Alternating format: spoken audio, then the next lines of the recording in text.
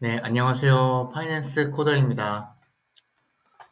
오늘은 금융 IT는 어떤 업무를 하는지에 대해서 여러분들께 공유 드리고자 합니다. 금융권 IT 업무는 일반적인 IT 업계와는 다른 특수성과 업무 방식이 있습니다. 취준생들에게 금융권 IT 업무의 실제 모습을 구체적으로 설명하면 막연한 두려움을 줄이는데 큰 도움이 될 것 같아 영상을 촬영하게 되었습니다. 저는 다음과 같이 이 순서로 먼저 말씀을 드리겠습니다. 먼저 금융권 IT 업무의 주요 역할에 대해서 좀 말씀드리고자 합니다.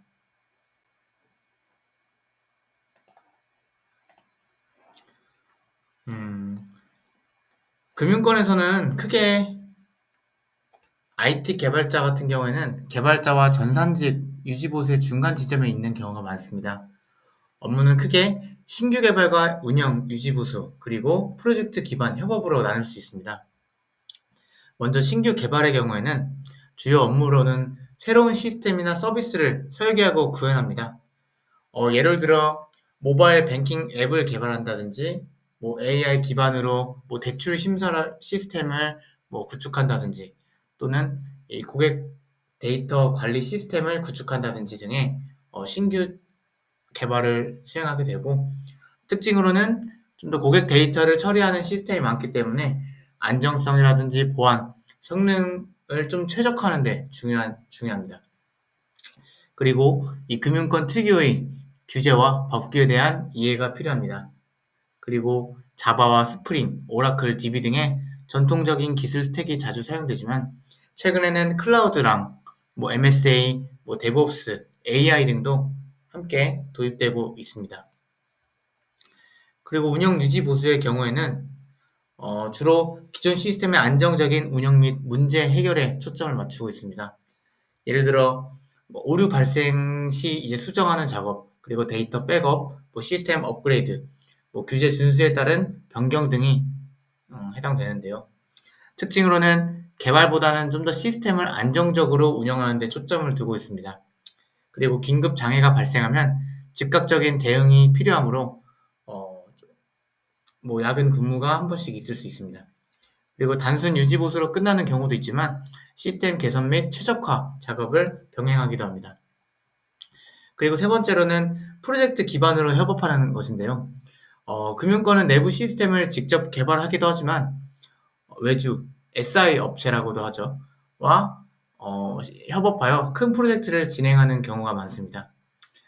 내부 개발자 같은 경우에는 주로 요구사항을 정의하고 프로젝트 관리하고 외주 개발 검토 및 품질을 확인하는 데 초점을 맞춰져 있고, 여기서 내부 개발자라고 하면 은행이라든지 증권, 금융사들을 의미하는 것이고,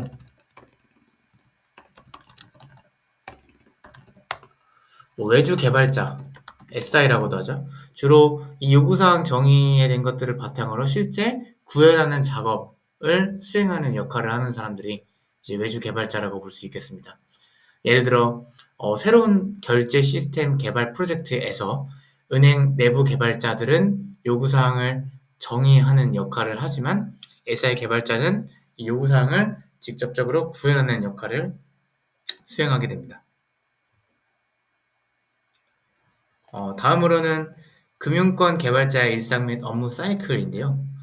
업무 주기 같은 경우는 일정 주기적 유지 보수를 수행하게 됩니다. 금융권은 안정성과 규제 준수가 중요하기 때문에 좀 더 정기적인 유지 보수와 시스템 점검이 많습니다.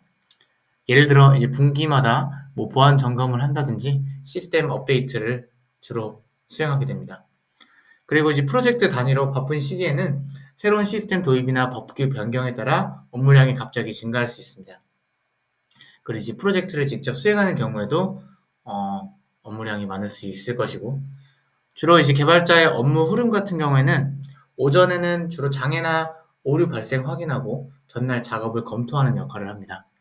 업무 시간에는 코드 개발이나 테스트, 외주 업체와의 협업 및 회의 등이 주로 이루어져 있고, 야간에는 시스템 배포나 유지 보수 같은 경우에는 야간 시간대에 진행되는 경우가 많습니다.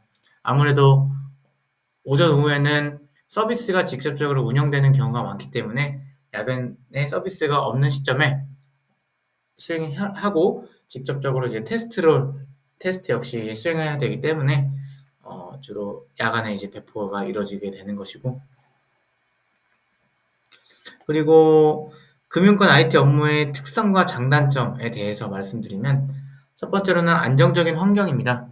금융권은 대체로 안정적이며 좀 높은 연봉과 복지 혜택이 제공됩니다. 특히 금융사 내부 IT 조직은 좀 더 스타트업보다는 고용 안정성이 높다는 장점이 있고, 두 번째로는 대규모 시스템 경험입니다.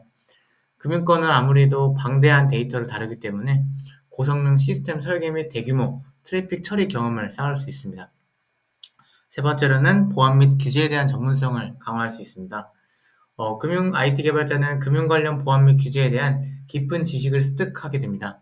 이는 이 금융뿐만 아니라 다른 산업에서도 가치 있는 전문성이라고 생각합니다. 단점으로는 보수적인 환경인데요. 금융권은 규제와 보안이 중요하기 때문에 새로운 기술 도입이 더디고 기존 기술 스택 등이 유지되는 경우가 많습니다. 그리고 야근과 긴급 대응인데요. 장애 대응이나 시스템 배포 등으로 인해 야근이나 주말 근무가 발생할 가능성이 있습니다. 하지만 주로 요새는 좀 더 9 to 6로 운영하고 PC오프제가 이루어지기 때문에 이 부분은 좀 많이 개선된 사항이라고 볼 수 있겠습니다. 세 번째로는 유지보수 비중인데요. 일부 조직에서는 신규 개발보다는 유지보수와 안정화 작업이 주 업무가 될 수 있기 때문에 좀 더 개발에만 몰두해서 하고 싶다라고 하기에는 조금 적합하진 않을 수 있겠습니다. 그리고는 취준생들이 자주 묻는 질문에 대한 답변인데요. 첫 번째로는 금융권 IT는 전산직인지 또는 개발직인지인데요. 결론은 둘 다 해당한다고 생각합니다. 금융권 IT 조직은 개발 업무와 운영 유지보수 업무가 혼재되어 있습니다.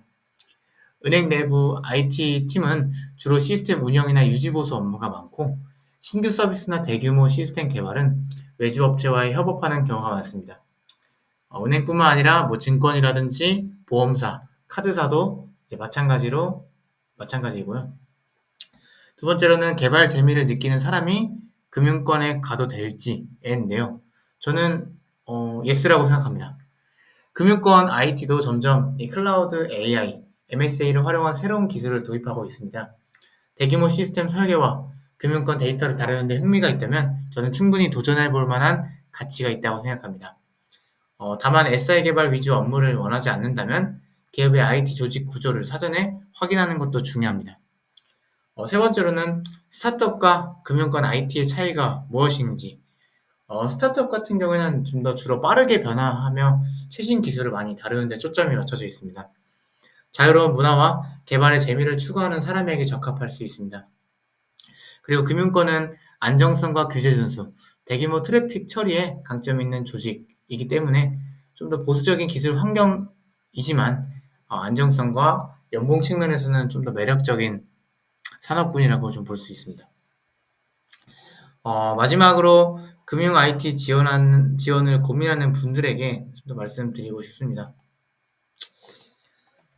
금융권 IT는 좀 더 단순 유지보수만 하는 전산직으로 오해받는 경우가 많지만, 실제로는 안정성과 기술적 전문성을 동시에 경험할 수 있는 곳이라고 생각합니다.